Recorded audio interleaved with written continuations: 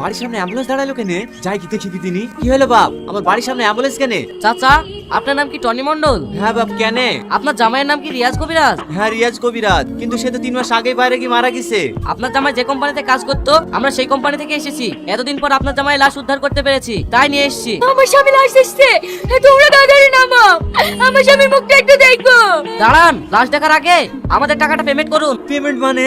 হ্যাঁ, লাশটা অনেকদিন পর পাওয়া গেছে বলে কোম্পানি কোনো টাকা দেয়নি, তাই গাড়ি ভাড়ার সময় 1 লক্ষ টাকা আপনাকে দিতে হবে।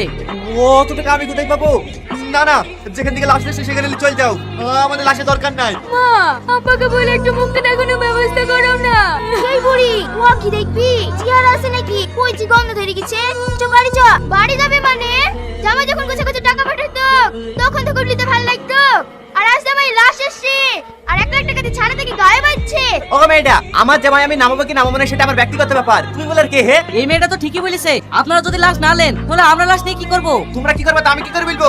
ও লাশ আমার দরকার নাই, যেখানে পারো সেখানে ফেল দাও গা। আমার ছেলে কই? আমার ছেলে কই? আমার ছেলেকে তোমরা দেখাও গো। আপনি কে? লাশ দেখবো বলে তো দেখা যাবে না, লাশ দেখতে গেলে 1 লক্ষ টাকা লাগবে। তাই দেবো, আমাকে যদি একটা দিন টাইম দেন, আমি বাড়িঘর বিক্রি করে আপনাকে 1 লাখ টাকা দেবো। তাতেও যদি না হয় আমার কিডনি বেঁচে দেবো। আপনার যদি আমার ছেলেটাকে একবার দেখান।